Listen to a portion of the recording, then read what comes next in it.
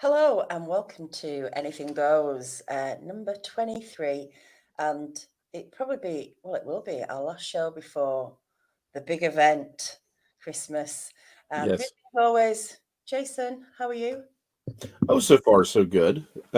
Just sort of taking the day off a little bit, doing some laundry. Just real. It's been real busy the last couple weeks, so just kind of Mm, taking a chill.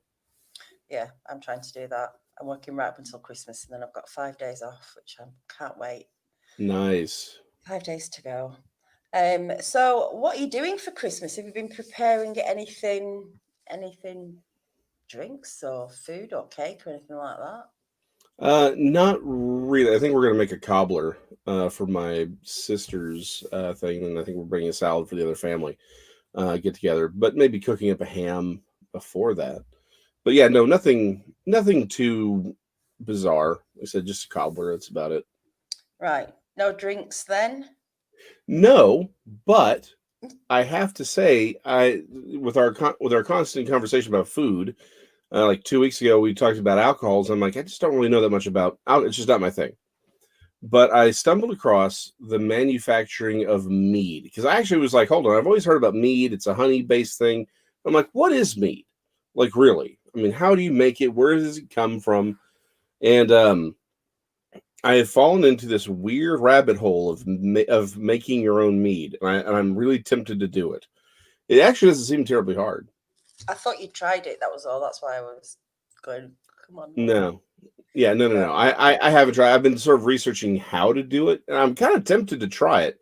There's sort of a text. I think it's called um, Treatise 20R from the Middle Ages. Yes, it's a very sexy name. Um, but it's on how to make this sort of very quick boiled mead.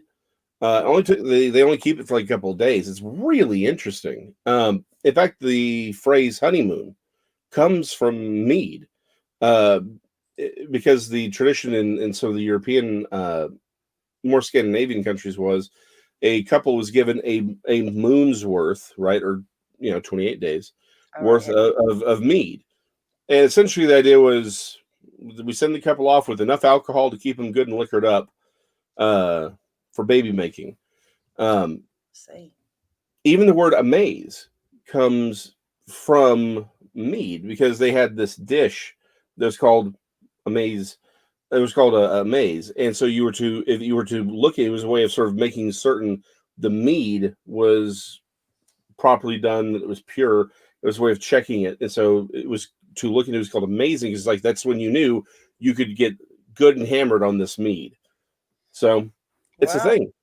Yeah. Yeah, It's it's very, apparently one of the oldest alcoholic beverages too. Found that interesting.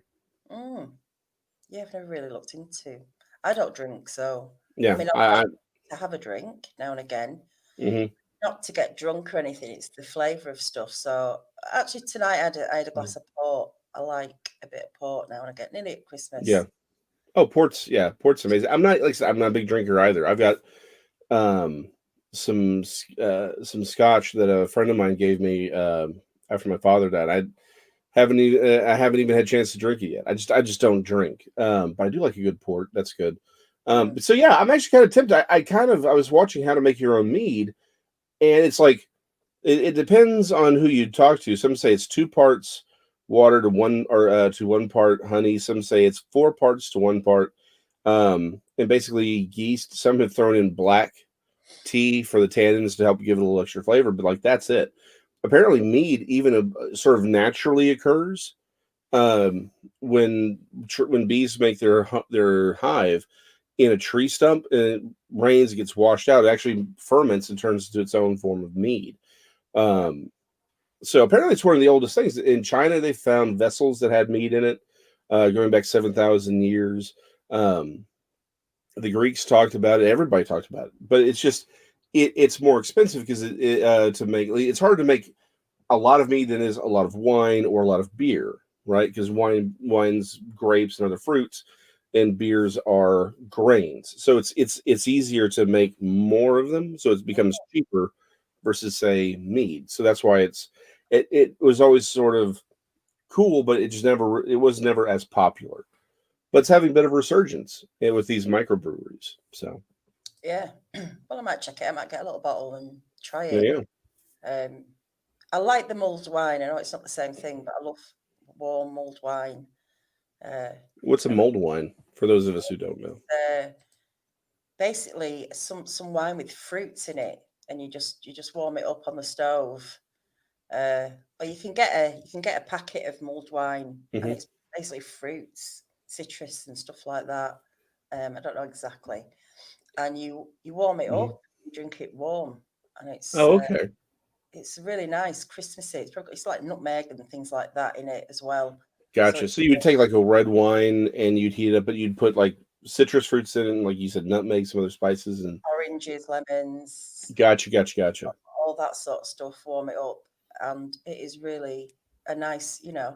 drink. Now I know what you're talking about because I've way back in the day, my dad did that once at a Christmas thing. So I know now I know he just called it something else. Then Mm. he called it a spiced wine or something. But Yeah, it's something like that. yeah, Spice wine. Uh, oh, mulled wine in a crock. Yeah, it's a good place yeah, to do makes it. sense. I've been making Christmas cake at work, the place I work where I do my Hmm. care work. I make it every year, and I tend to make uh, two cakes. One will be for them, and the other one, we split it in half, and I have half, and I give the other half to, well, someone gets the other half. Um, but this is the two that I did last week, and at the moment, all I'm doing every night or every other night, Hmm. drizzling a bit of brandy into the top of it, a little bit of sherry, and then tomorrow probably I'll ice it and make it look like a white Christmas cake. Do you have Christmas cake over there? No, Like, in fact, I was going to ask what a Christmas cake. Okay, so we do have fruit cake. yeah, it's a fruit cake, but Okay. I'll then have a layer of apricot jam and then marzipan, and then it's iced to make it look like a snowy kind of. Mm-mm. Yeah, we don't have. Yeah, we don't do. Yeah, for us, the fruit cakes are basically just exposed, so you can see that it's a fruit cake. Yeah. In fact, actually, the Collins Street Bakery is like 40 minutes from my house, out in because I live in Waxahachie, and they're out in Corsicana. Although there's a new Collins Street Bakery off of I-20 further out. Not that means anything at all to you, but the Collins Street Bakery is actually really famous for fruitcakes. Like people around the world order their fruitcakes. Mm. So yeah, I mean, fruitcake is sort of a big thing around here, though we all claim to hate it. Like I don't get it. Like it's like fruitcakes just sort of appear, but we all talk about not liking it. I don't get it at all. It's like candy corn, right? For Halloween, all Mm. this candy corn shows up, and of course, I don't know a single human being who likes candy corn, and yet when it's put out, we're all eating it. But we complain about eating it while we eat it, and I'm like, what is going on here? So Weird. fruitcake, yeah, we have fruitcake. We don't have a Christmas cake per se. Yeah. In over in Yorkshire, no, hang on, I don't want to get it wrong. I think it's Welsh actually.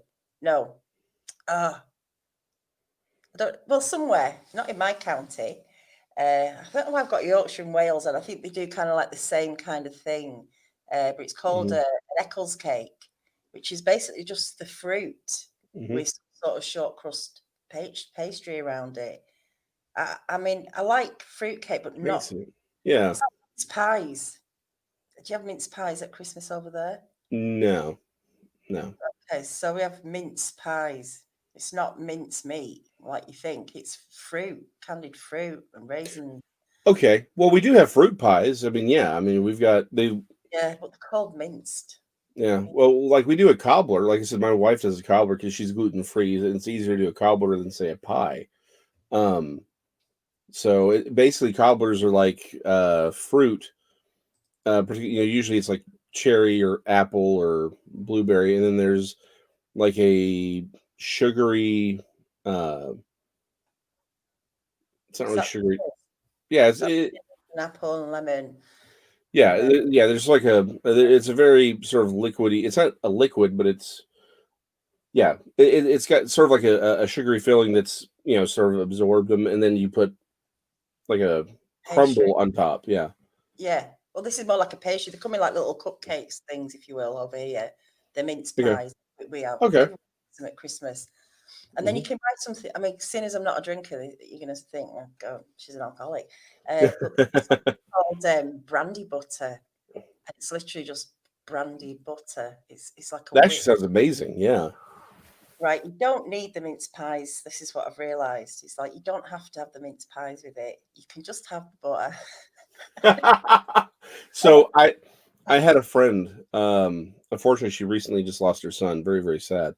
But she used to make rum cakes, right? But she would which is fine because the alcohol basically cooks off. Except she would go back and really sort of soak it in rum, and she would bring it into work. And we all had that. Everyone was like, "Whoa, hold on." You can they actually said, "Look, you can have it, but you can have one slice because this thing at first I'm like, well, how much could she possibly put in there?" And then you take your first bite and you're like, "Oh, holy crap!" And by the time you got to the bottom, you were like, I can see why this is a one-shot deal. Like, we had a 19-year-old who she had just started, and she's like, "Oh, can I have some?" I'm like, "No, you can't. We are not explaining this to the cops." Yeah. Oh dear. This was the cake last year. I've got to stop putting brandy on the cake this year. I'm not going to put any more on when I go in tomorrow because it felt like that last year. You had a few bites. It was like, whoa. And the brandy butter, 1 teaspoon of that, and like you're away. I get you. It's without the drinking, you can do it. Get that. So Christmas also, no, we don't want to go on a negative, but Christmas is hard for people, isn't it? Yeah. And I wish it wasn't. I wish that there wasn't so much pressure around Christmas and having to make people feel like it's the time of year when family gets together and people care, when really it should be all year that. And also those people that are on their own, they've probably been on their own for ages, but they're made to feel more. Yeah. Because people are pointing out, oh, they're on their own at Christmas. Well, they were on their own through the summer, and they were on their own, in the spring. It's just, it's such a hard time for people. I'm not a massive fan of Christmas, and I would much rather not do all the big celebrating everything. A lot of people as well, it's, a time to sort of like not work, and the last thing you want to do is start cooking and running around everything. I just want to grab the duvet, sit on the sofa with a pile of chocolates and nuts and maybe some Coke. I don't know. Not Coke to drink, obviously. And, just relax in front of the fire. So this is an excellent observation. And I think I think it's one of those things where because we're living it, it's hard for us to understand the nature of how quickly society has changed. Like, normally it takes centuries for customs to grow and change. And the problem is we're celebrating something that was sort of really only created about 120, 130 years ago. Because Christmas before that was a very different thing for the West. In fact, it's gone through a lot of evolution. And so, but the problem is the modern day of living versus earlier days of living. Like, it's easy to forget, even 50, 60 years ago, I mean, people kind of had to take the winter off a lot because it's cold. You couldn't go places. And even like 20, 30 years ago, things shut down a lot more often for longer because it was just sort of, why bother going out? And so you just sort of settle in as a way of resting. And I think this is where, like, I agree with you. It's like it sort of sets up hey, you don't have, those who are on their own. It's like it sets them up to be that. But I think there is the broader implication is it is an encouragement to be with family and to create family and those connections, because it's easy in our modern day to pretend like we don't need them when we do. It's easy to think that we don't have to have those connections. And I think sometimes we need something to remind us that we do. I love the Christmas season, but I agree with you. It's like we're supposed to remember to love one another and to care for one another all throughout the year. Unfortunately, though, I think it's very easy to get lost in those things because we're busy living our lives, and something to remind us that those should be our goals every day, for every day of the year, it's good to have that sort of ensconce as a culture, saying this is an ultimate uh, goal to I just think it has been overly commercialized. In fact, I'm kind of the opinion, it's like, look, I mean, obviously you got kids, younger kids, give them some things, but the adults, let's all get together and look at charities that do things like goats and chickens to impoverished people around the world, things that allow them to help build food equity, things like that. Let's, instead of spending the money on ourselves, let's spend the money making the world something a little bit better for other people. Yeah, just when you're saying there to get together, people over here, not everybody, but we pay something called council tax, which is a yearly amount we pay to the council, and it covers our bins, getting our bins emptied, street lighting, bits and pieces and stuff like that. And when the COVID was on, it cost you a little bit extra to get your green bin emptied, which is your garden waste. It's something like £40 a year. So it's like, I don't know, $1 a month or $2 a month or something like, it's not a lot of money actually.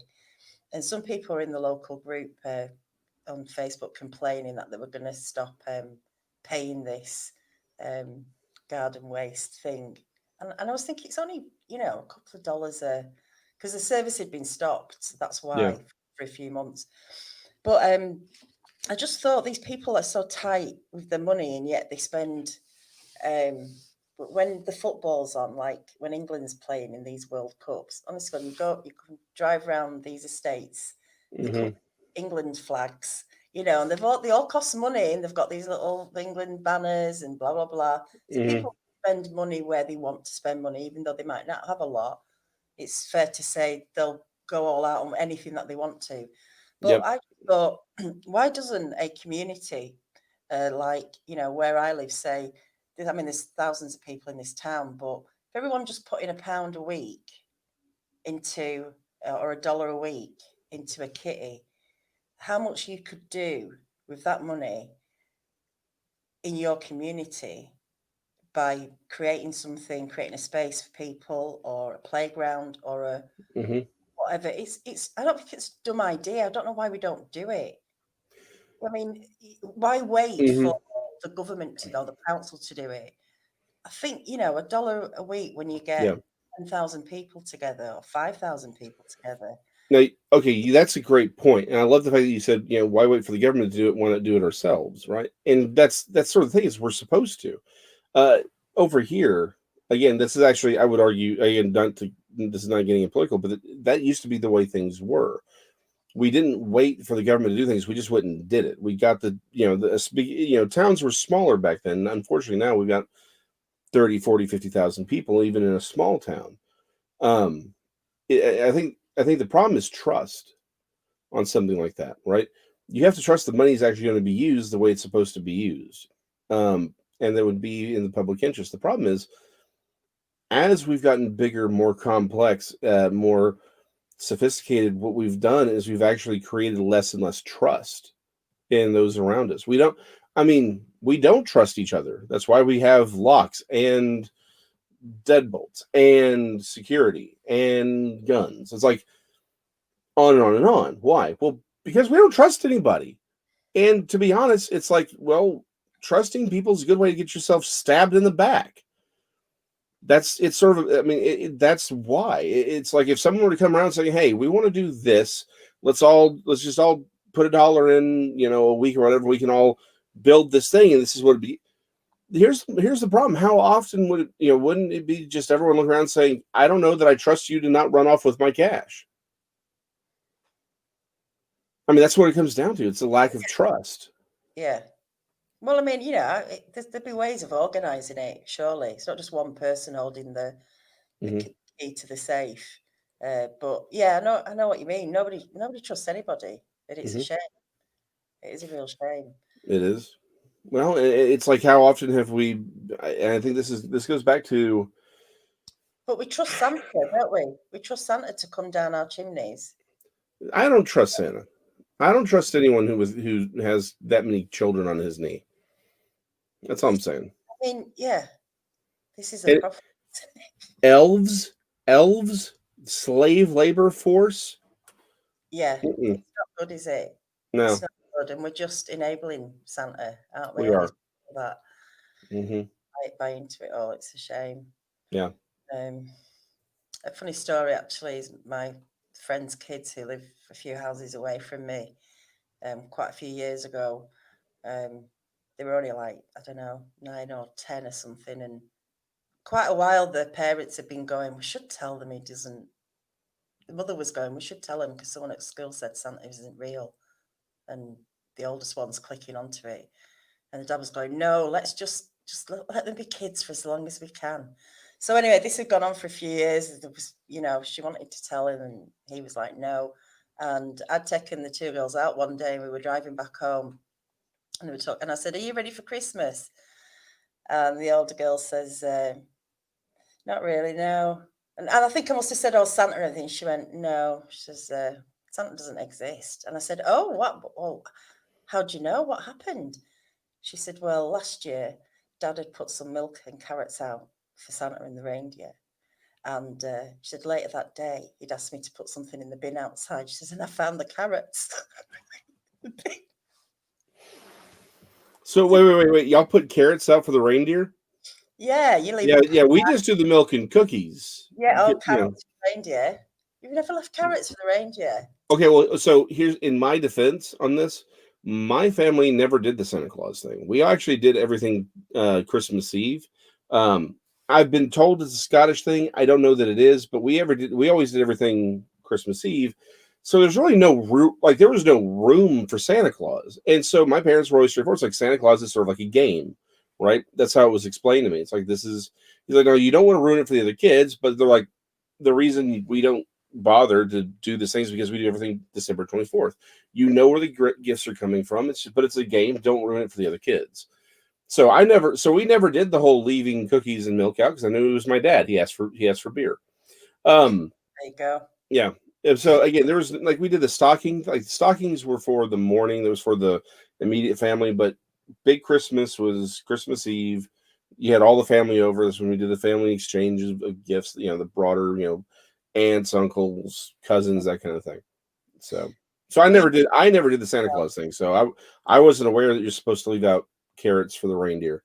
Do reindeer even eat carrots?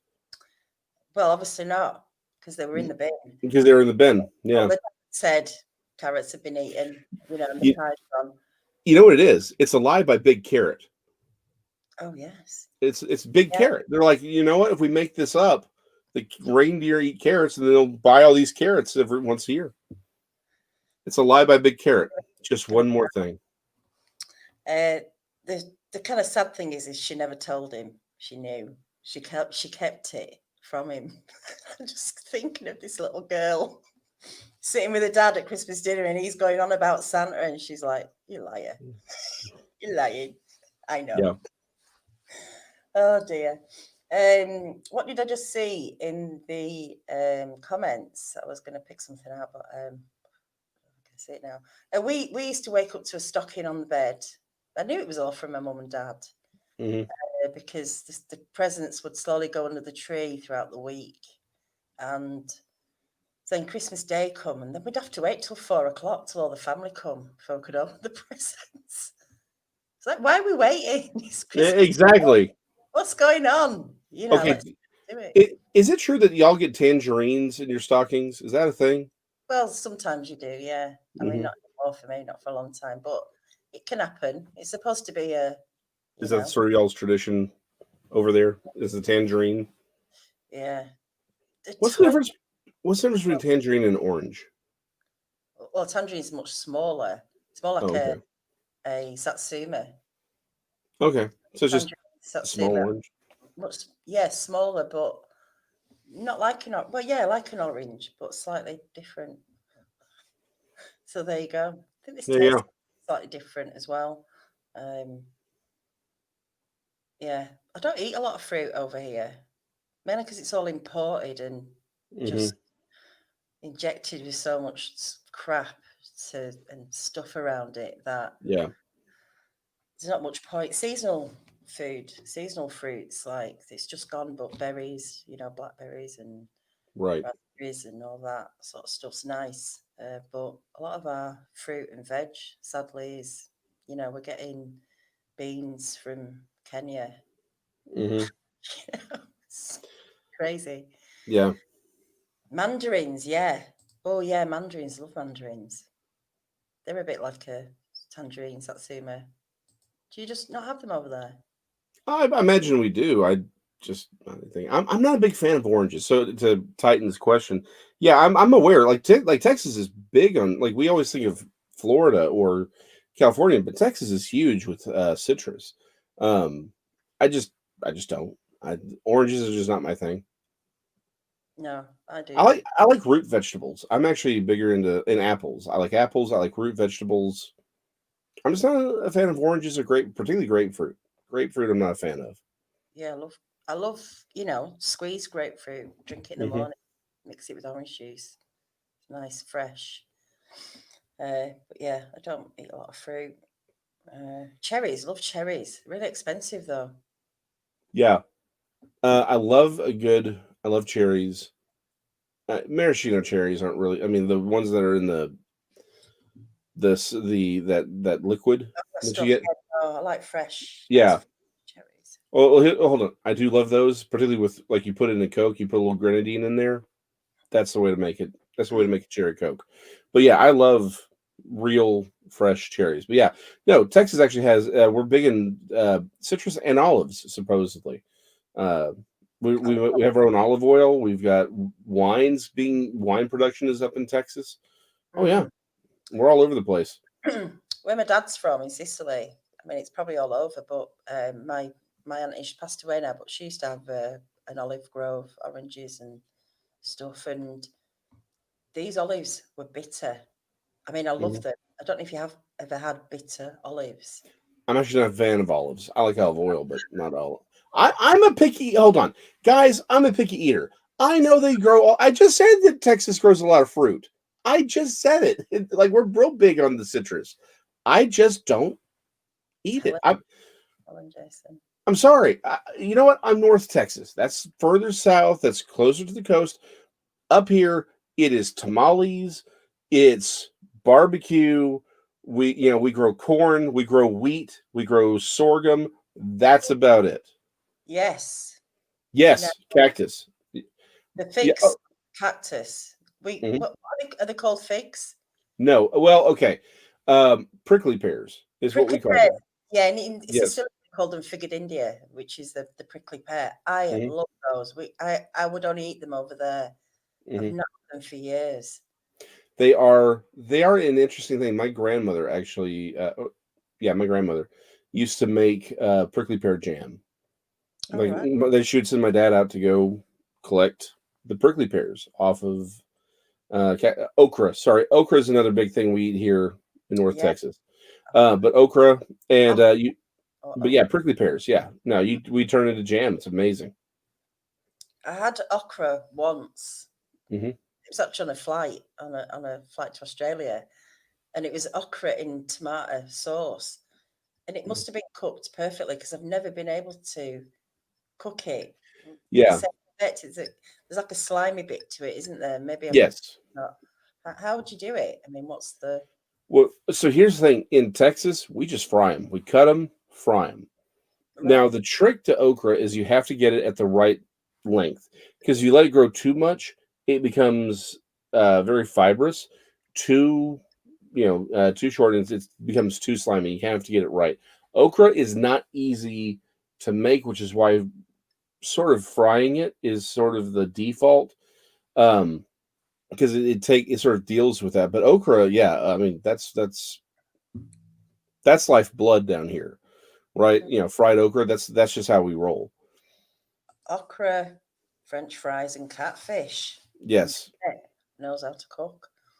I will say this about catfish, though. I only eat catfish fried, because if you do if you, like, everyone's like, oh, fresh caught catfish. You don't want fresh caught catfish.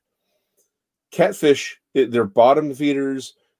Anything caught in the wild and cooked will just taste like deep fried dirt, because that's what they are. They eat they're bottom feeders. They eat trash. Farm raised catfish is actually really, really good. But yeah, you got to fry it. But yeah, fried chicken, fried fish, fried okra. Yeah, Nice. My mum that's used to do chicken drumsticks in breadcrumbs and then fry them. mhm. Nice. I have to go and do my little thing. Are you Yeah. okay? Have you got your cast there? Oh yeah. I can talk about the Yeah, cast while you're to, off gallivanting. go and gallivant somewhere, and I'll be back in a couple of minutes. All right. Well, while Daniela gallivants, we'll save the rest of the fried.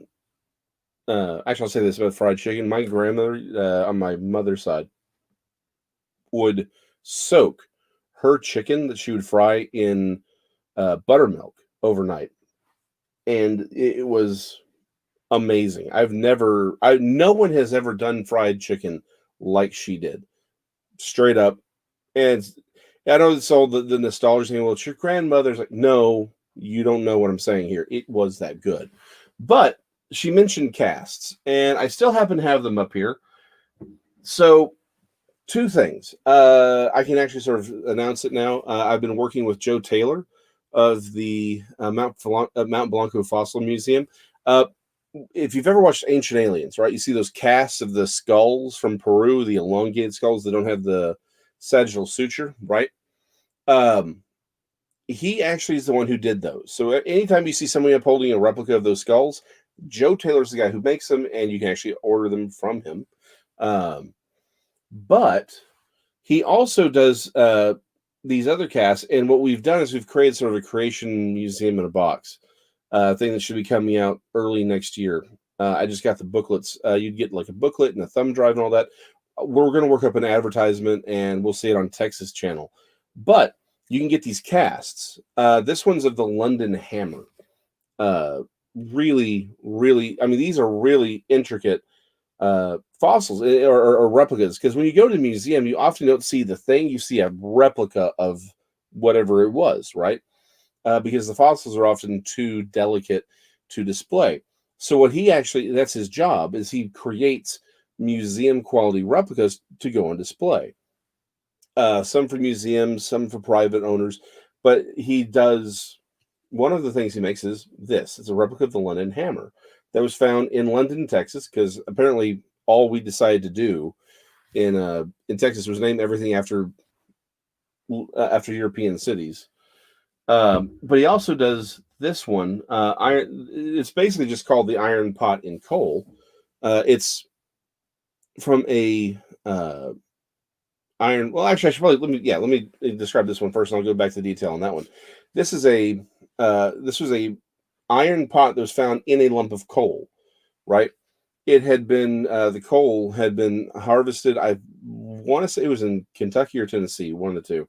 But the coal went to a guy. He bought up a bunch of coal. He was breaking into smaller pieces to throw into the furnace, and out of one of them came this. Now, this is a cast, and the coal is actually added for effect, because the actual item is at the Creation Evidence Museum out in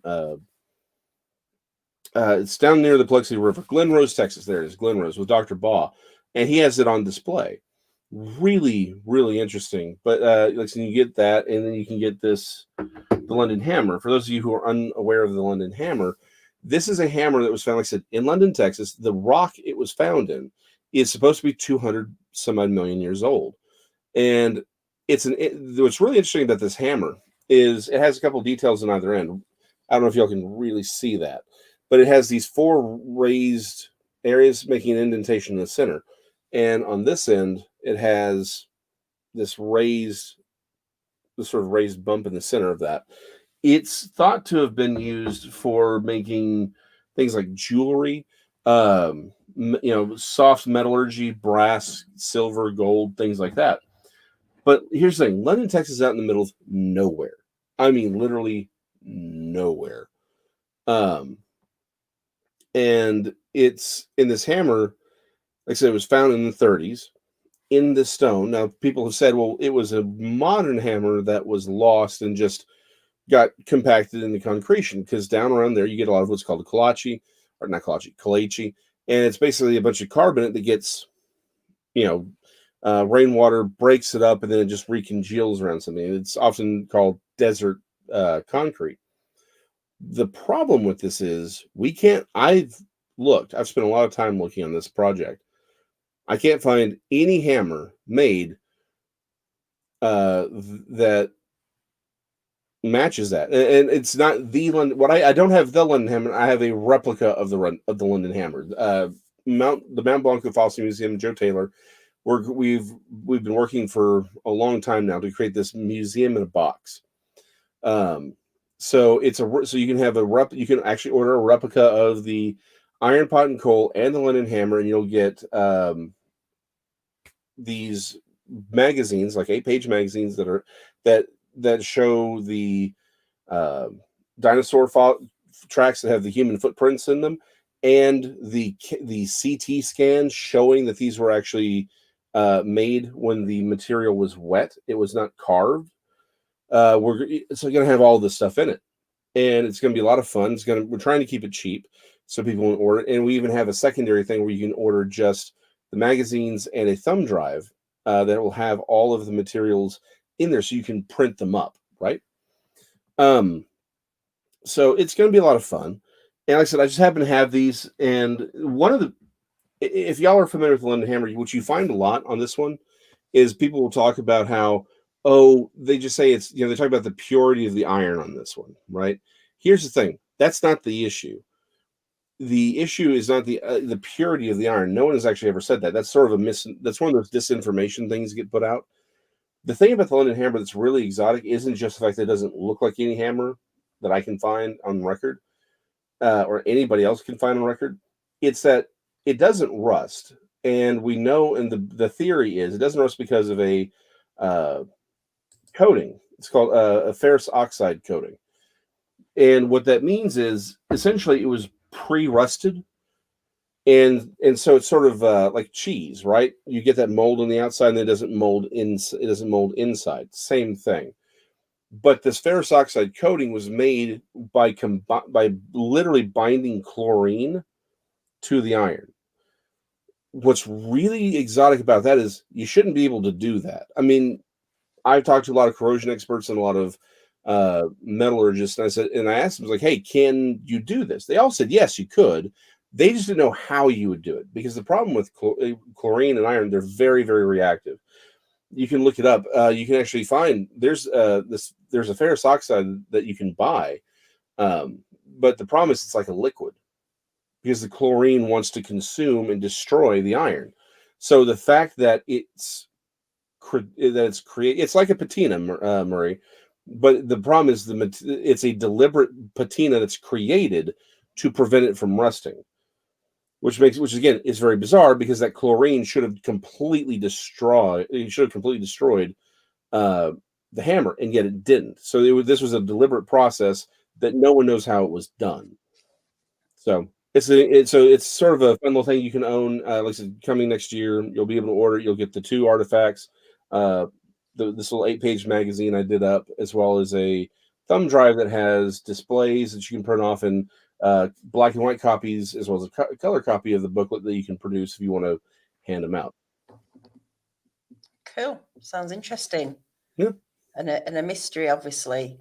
Yeah. Did I send you the Michael Tellinger video of the guy in South Africa? I don't think you did.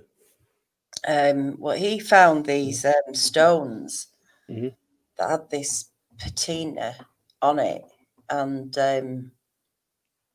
they rung when he hit them. Mm-hmm. They had a ring to them. They had all these different sizes on it. I'll have to find it and send you it.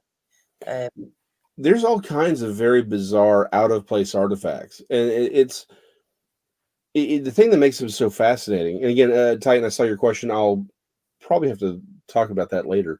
The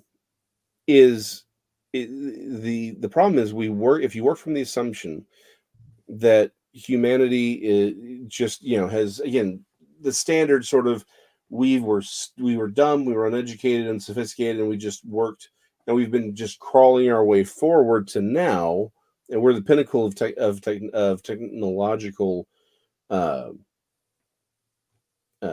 the pinnacle of technology, then you're working at this like backwards. Like, hold on, then yeah, these things are out of place. But if you recognize that humanity has been around for a while, we've never, we've always known how to do things. It's been more about the population for creating these things.